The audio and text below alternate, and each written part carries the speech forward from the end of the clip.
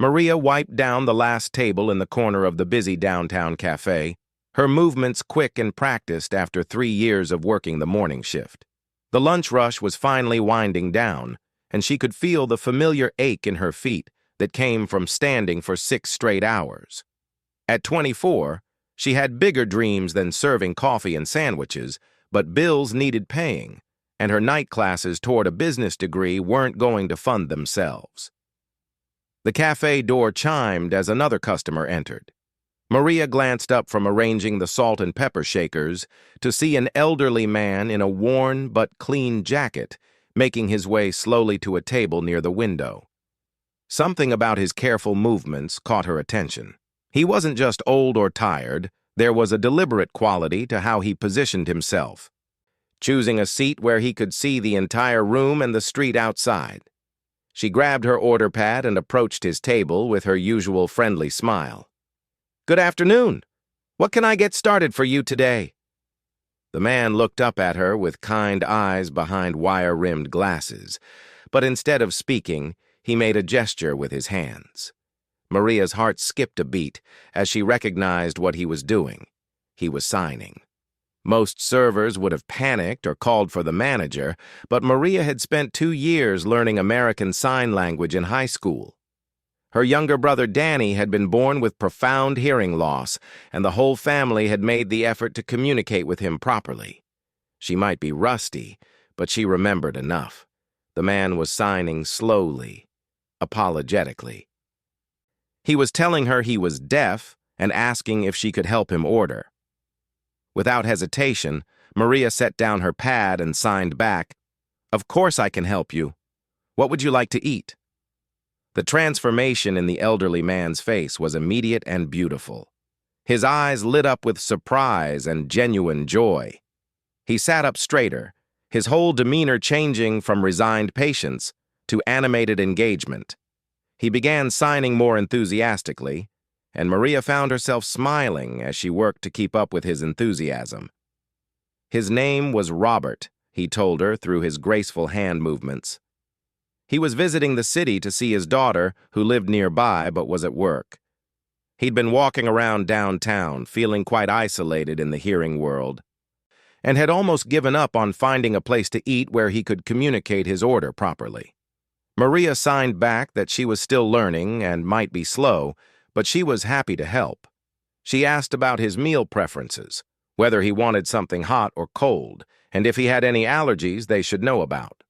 Robert chose a turkey sandwich with soup, and Maria wrote down his order carefully.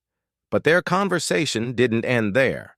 He asked about her day, complimented the warm atmosphere of the cafe, and told her that her kindness had turned what was becoming a frustrating afternoon into something special.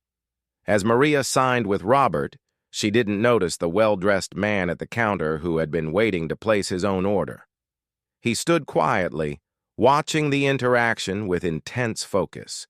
His name was Jonathan Mitchell, and he was the CEO of Mitchell Hospitality Group, which owned this cafe along with 12 others throughout the city.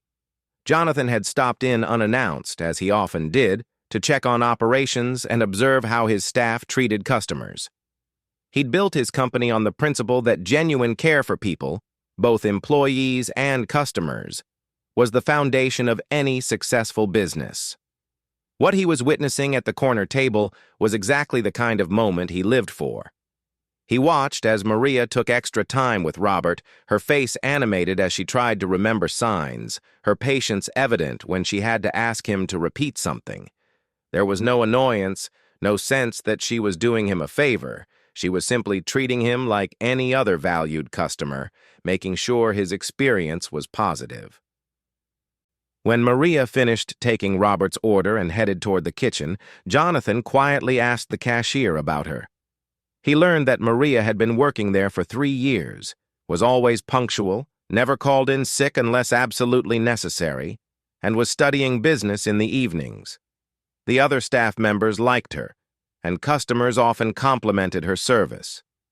Jonathan watched as Maria brought Robert his lunch, continuing their sign language conversation. She checked on him twice more during his meal, each time engaging in what appeared to be genuine conversation rather than just professional courtesy. Other customers began to notice the unusual interaction. Some stared curiously, others smiled at the obvious warmth between the server and her customer. A few regular patrons who knew Maria weren't surprised. She was known for going out of her way to help people feel welcome. As Robert prepared to leave, he and Maria exchanged what appeared to be contact information. Through gestures and sign language, she was telling him about other restaurants in the area that might be accommodating, giving him a list she'd written on a napkin.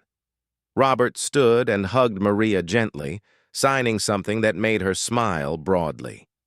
As he left, she stood at the window and waved goodbye, her hand movements still in sign language. Jonathan approached her station as she began clearing Robert's table. "Excuse me," he said softly.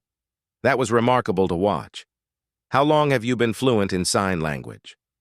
Maria looked up, surprised by the compliment from a stranger. She didn't recognize Jonathan as anyone important.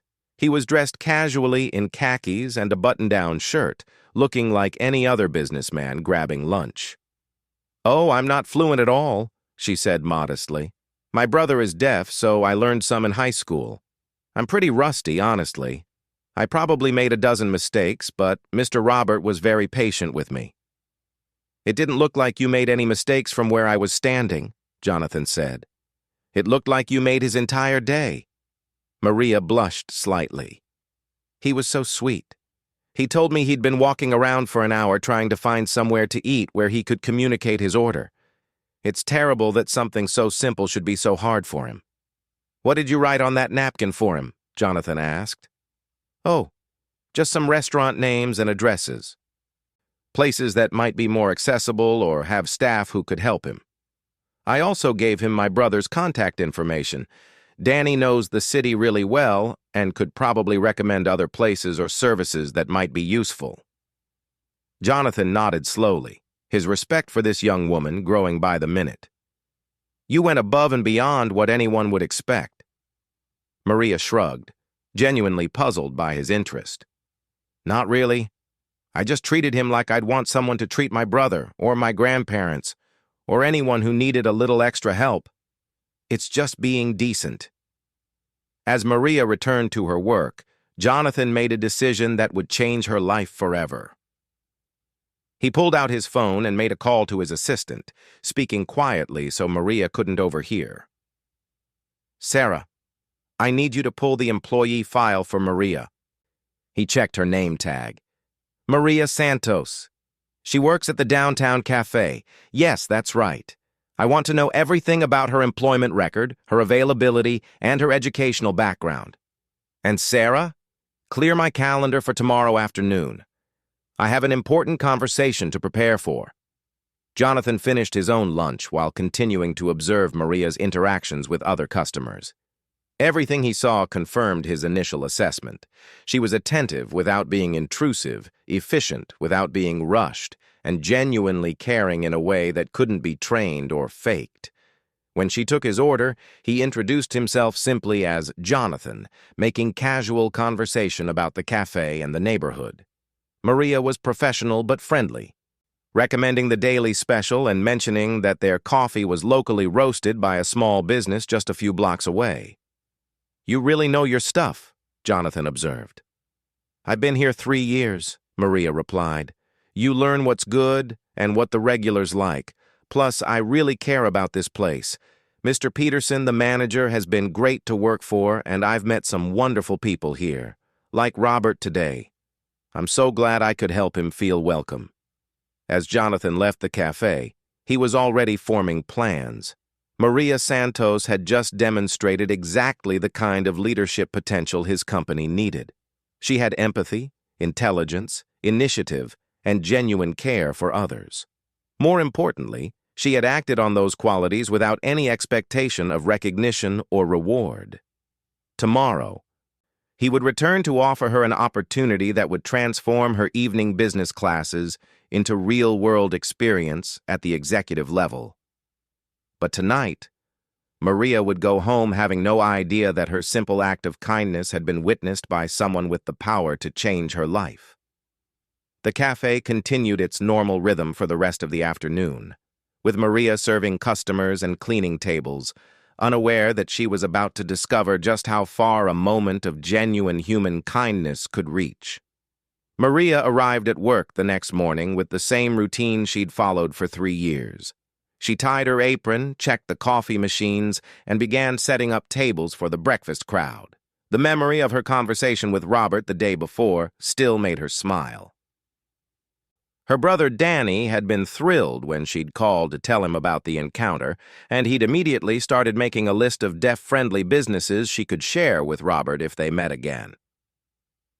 The morning shift passed normally until around 2 o'clock, when Maria noticed the same man from yesterday entering the cafe. Jonathan, she remembered. He'd been friendly enough, asking casual questions about the menu and the neighborhood. She assumed he worked somewhere nearby and might become a regular customer. What Maria didn't expect was for him to approach her directly, carrying what appeared to be a business card and wearing a more serious expression than the day before. "Maria, do you have a moment to talk?" Jonathan asked. "I'm Jonathan Mitchell, and I have something important to discuss with you." She nodded, glancing toward her manager, Mr. Peterson, to make sure it was okay to step away from her section. Peterson gave her a curious look but waved her on. "I should probably introduce myself properly," Jonathan continued, handing her his business card. "I'm the CEO of Mitchell Hospitality Group. We own this cafe, along with 12 other restaurants in the city." Maria's eyes widened as she read the card. Her face went pale, and she immediately looked worried. "Oh no. Did I do something wrong yesterday?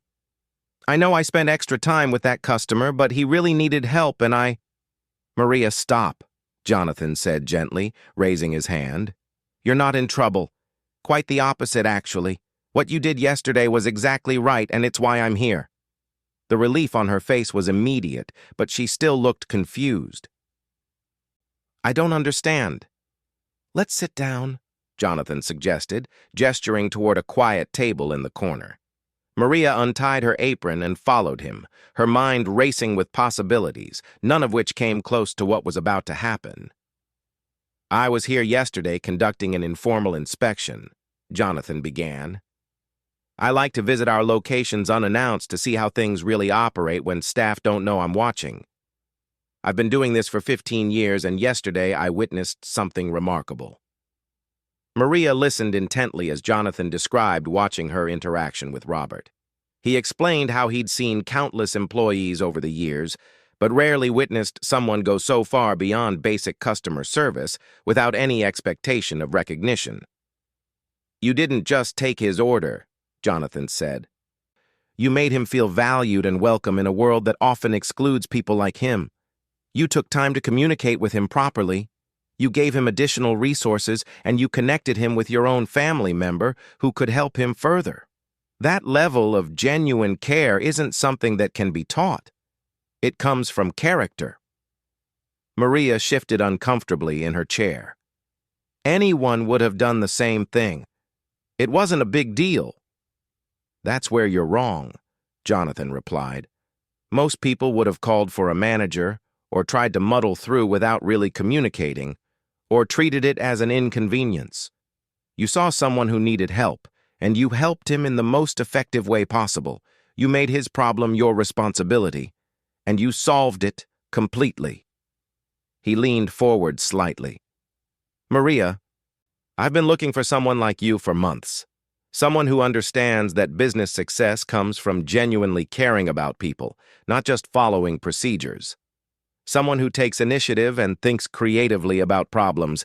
Someone who leads by example." "I'm not sure what you mean," Maria said cautiously. Jonathan smiled. "I'm offering you a position as Assistant Director of Customer Experience for Mitchell Hospitality Group. It's a management-level position that would put you in charge of developing customer service standards across all our properties. You'd work directly with me and our senior team to ensure that every customer has the kind of experience you gave Robert yesterday." Maria sat in stunned silence for a full 30 seconds. When she finally spoke, her voice was barely above a whisper. "Are you serious?" "Completely serious. The position comes with a starting salary of $65,000, full benefits, and tuition reimbursement for your business degree. You'd have your own office, a company car for visiting different locations, and the authority to implement changes that could affect hundreds of employees and thousands of customers." The numbers seemed impossible to Maria. She was making $28,000 a year serving coffee, and suddenly someone was offering her more than double that, plus benefits she'd only dreamed about. "But I don't have any management experience," she protested. "I'm just a server. I'm still finishing school. There must be dozens of people more qualified than me." "Experience can be taught," Jonathan replied. "Character cannot. I've watched you work for 2 days now, and I've had my team pull your employment record. 3 years, never late, never missed a shift without good reason, consistently positive feedback from customers and co-workers. You're already a leader. You just haven't had the title or the platform to show it." Maria thought about her evening classes, her student loans, the tiny apartment she shared with 2 roommates. She thought about her dreams of someday having a real career, maybe owning her own business. This seemed too good to be true. "What would I actually do in this job?" she asked. Jonathan outlined the responsibilities. She would visit each location regularly, observing customer interactions and identifying areas for improvement. She would develop training programs to ensure consistent service standards. She would handle escalated customer complaints and work with managers to resolve systemic issues. Most importantly, she would help create a company culture where employees felt empowered to do exactly what she'd done with Robert, go above and beyond to help people. "We want to roll out an accessibility initiative across all our properties," Jonathan explained. "Better accommodations for deaf customers, improved wheelchair access, staff training on helping people with various disabilities. Your experience yesterday proved you understand the importance of this, and your connection to the deaf community through your brother makes you uniquely qualified to lead this effort." As Jonathan spoke, Maria began to see how her personal experiences and natural instincts could translate into real business value. She thought about all the times she'd watched Danny struggle to feel included in hearing spaces and how much it would mean to create environments where people like him felt genuinely welcome. "I would want to talk to my brother about the accessibility stuff," Maria said slowly, "and maybe get input from Robert and other people who actually use these services. I wouldn't want to make assumptions about what people need." "Absolutely," Jonathan nodded. "In fact, I'd expect you to build the advisory team of people with disabilities to guide those decisions.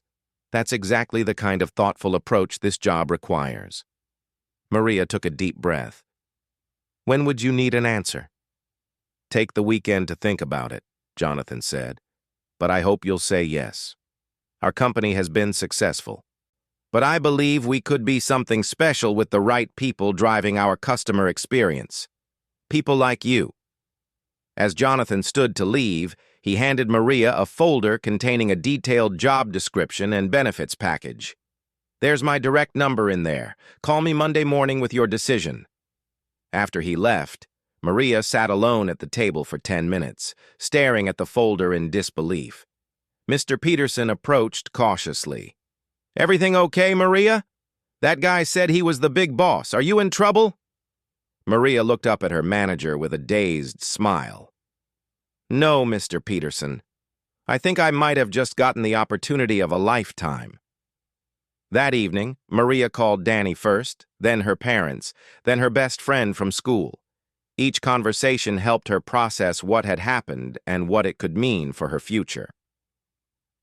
Danny was particularly excited about the accessibility initiative, immediately offering to connect her with advocacy groups and other deaf community members who could provide input. Her parents were cautiously optimistic, but worried she might be getting in over her head.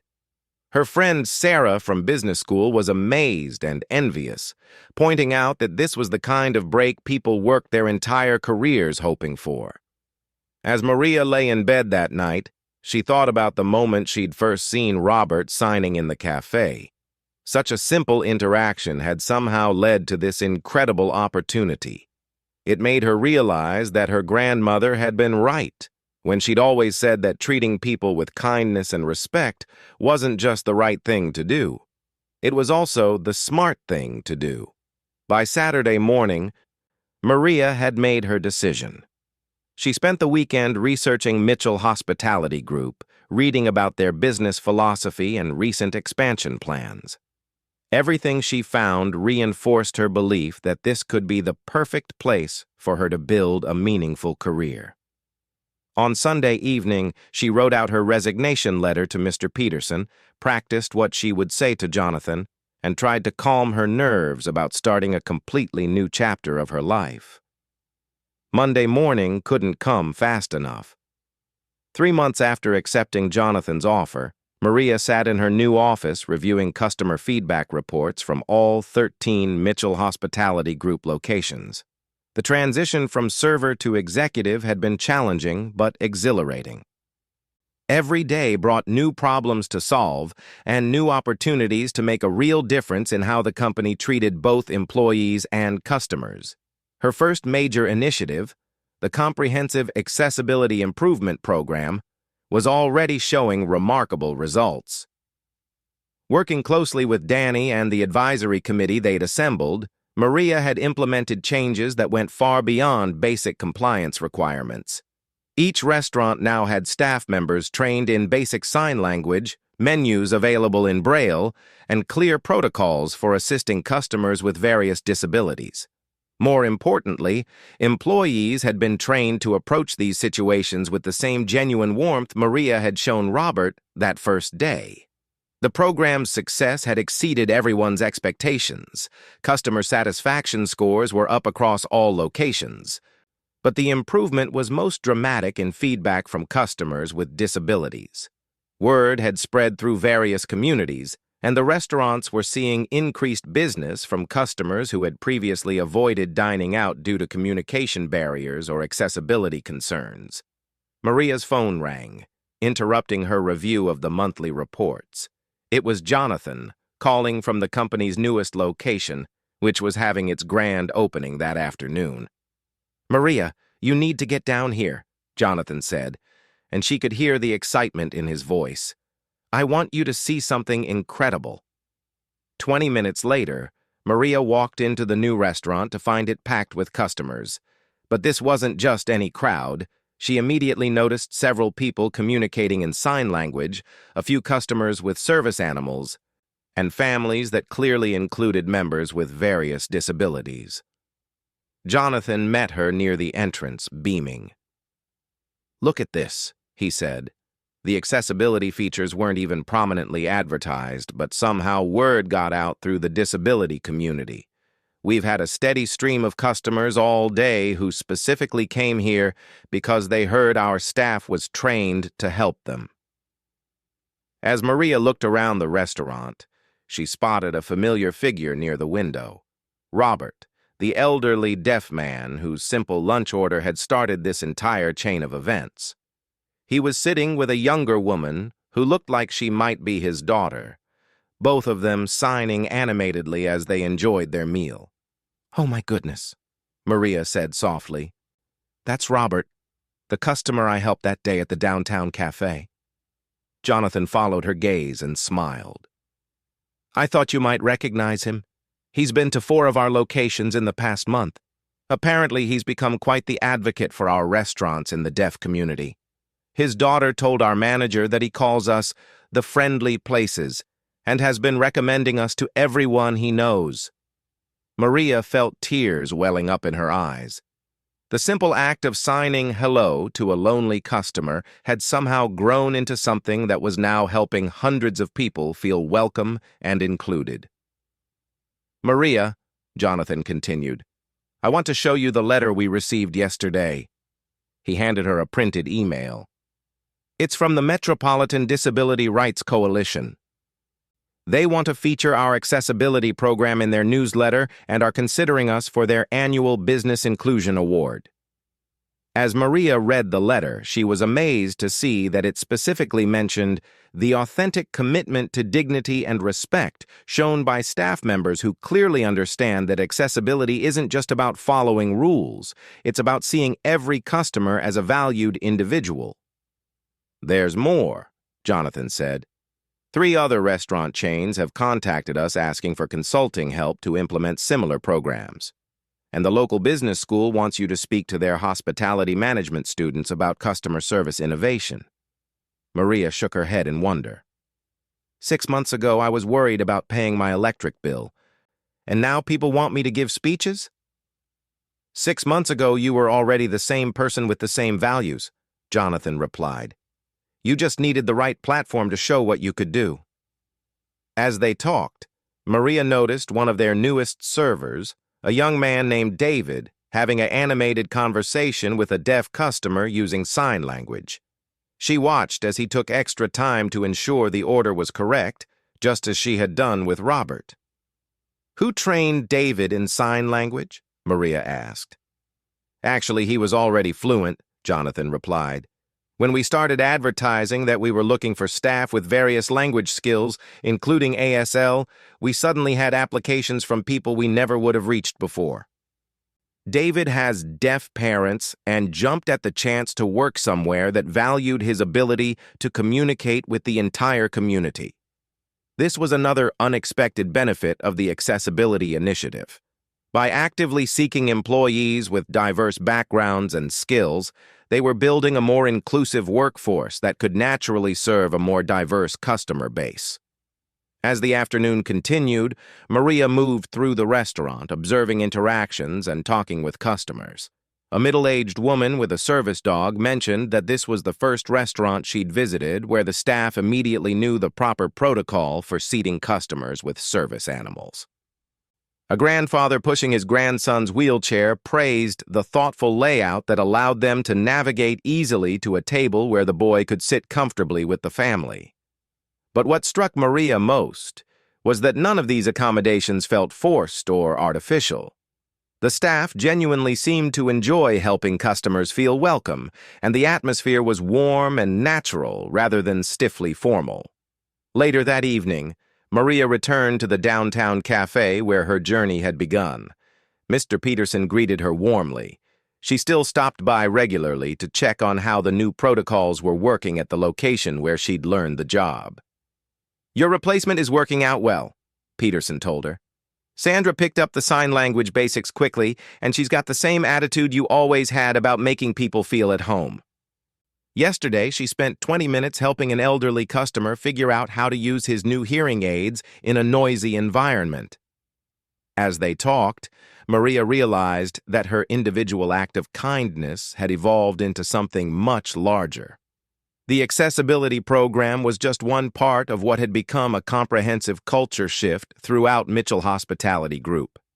Employees at every level were now empowered and encouraged to go above and beyond for customers, knowing that management would support and celebrate those efforts rather than discourage them as inefficient. The financial results were impressive, too. Customer retention was up 30%, online reviews had improved dramatically, and employee satisfaction scores were at an all-time high. But for Maria, the most meaningful measure of success was simpler. People felt welcome. Her phone buzzed with a text message from Danny. He was at one of the restaurant locations with a group of friends, including several other deaf young adults. The message included a photo of the group laughing around a table, clearly enjoying both their meal and the easy communication with their server. "Thanks for making places where we can just be ourselves," the message read. "You started something really important." As Maria drove home that night, she thought about the unexpected path that had led her here. She'd gone from serving coffee to developing company-wide policies, from worrying about student loans to having real influence over how a successful business operated. But the most remarkable part wasn't her own transformation. It was seeing how one genuine moment of human connection had rippled outward to create positive change for thousands of people. Robert's simple need for a lunch order had become the catalyst for making entire communities feel more included and valued. The next morning, Maria arrived at her office to find a handwritten note that had been delivered to the company's main office. It was from Robert, written in careful cursive script. "Dear Maria," it read, "my daughter helped me find your address at work. I wanted you to know that the kindness you showed me that day was more important than you realized. I had been feeling invisible in a hearing world, like my needs didn't matter. When you took the time to sign with me, you reminded me that there are still people who care about treating others with dignity. The changes you've made at all these restaurants mean that people like me can go out to eat without anxiety, knowing we'll be treated with respect.